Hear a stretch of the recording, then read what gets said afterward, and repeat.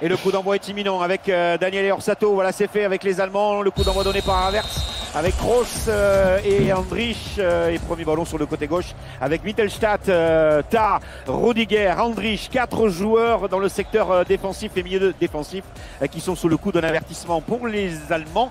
Widmer, Fröhler et Rodriguez pour les Suisses. Ce ballon sera récupéré par les Allemands avec le jeu en piston de Gundogan, avec Tah sur le côté, Mittelstadt avec le décalage. Wirtz, c'est fait dans le dos de Widmer avec Mittelstadt qui va pouvoir centrer au premier poteau, au point de pénalty. La tentative de frappe taclée de la part de Musiala. Il est contré au dernier moment avec le positionnement à Aebischer et la frappe derrière. Oh, la frappe terrible qui ne laisse aucune chance à Sommer qui était sur l'action précédente. Hendrich qui tente sa chance sur le ballon qui revient à l'entrée de la surface de réparation alors que Sommer était encore presque le nez dans la pelouse. Ça va au fond des filets, mais le but va être vérifié. C'est ce qu'on nous annonce. La faute, elle est sur Musiala, de Musiala sur Aebischer et le but est refusé.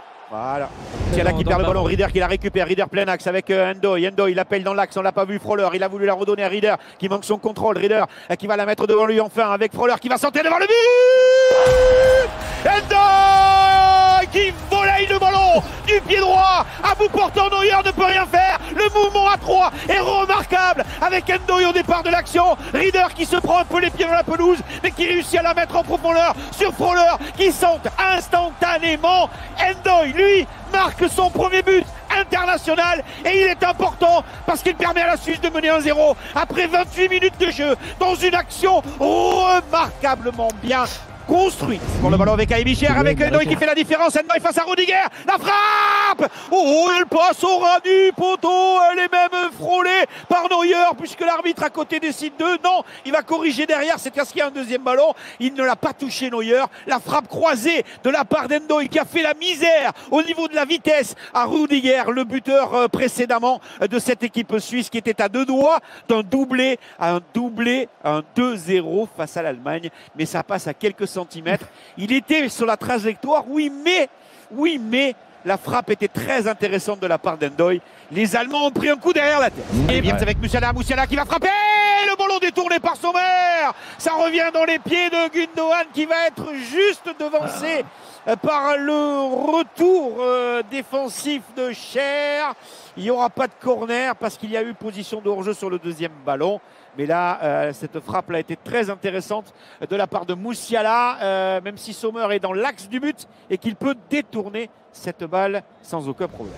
Avec Havertz qui va fixer, décaler, avec le centre à venir, le crochet tout d'abord extérieur maintenant avec Wirtz qui va la randonner et la frappe de Kimmich, le ballon est contré, il y a un crochet dans la surface de réparation, il y aura peut-être un penalty, non, oh là là, il y avait quand même un petit quelque chose sur Beyer de la part notamment, me semble-t-il, de Cher.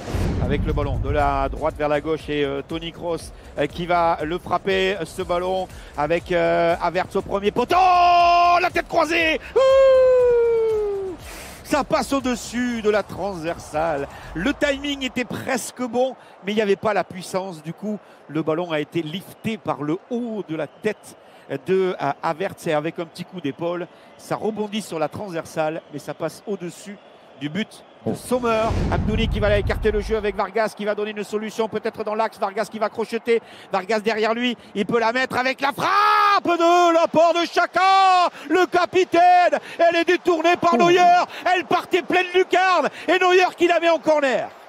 Quel arrêt de Neuer et quelle frappe de. Ça pouvait ressembler au but de Shaqiri l'autre fois. D'égalisation dans les dernières minutes de l'incontournable, de l'inévitable Füllkrug sur le corner. Il saute plus haut que Rudiger et il est allé mettre cette tête croisée qui a donné tout simplement du bonheur aux supporters allemands qui se sont levés comme un seul homme dans les tribunes de Francfort dans la première minute du temps additionnel. Füllkrug est incontournable, mais Füllkrug est un remplaçant, mais Füllkrug est un joker. Et quand il a ce genre de ballon, il ne se trompe pas, il les met au fond. Ça fait un pas. C'est terminé. L'arbitre siffle la fin de la rencontre. Les Suisses étaient à 2 doigts, étaient à 2 minutes de réaliser une de leurs victoires historiques face à l'Allemagne. Eh bien non, il y a un certain Füllkrug de son prénom, Niklas, joueur, buteur de Dortmund, qui pourtant n'est pas titulaire, mais quand il est remplaçant, il trouve le moyen toujours de s'illustrer. Et ce soir, il a tout simplement marqué le but ô combien important de l'égalisation qui permet aux Allemands, eh bien avec ce partage de points, de terminer premier de son groupe devant la Suisse qui sera qualifiée deuxième en huitième de finale. Il avait déjà marqué face à l'Écosse. Füllkrug, on le verra peut-être titulaire en huitième de finale, n'est-ce pas?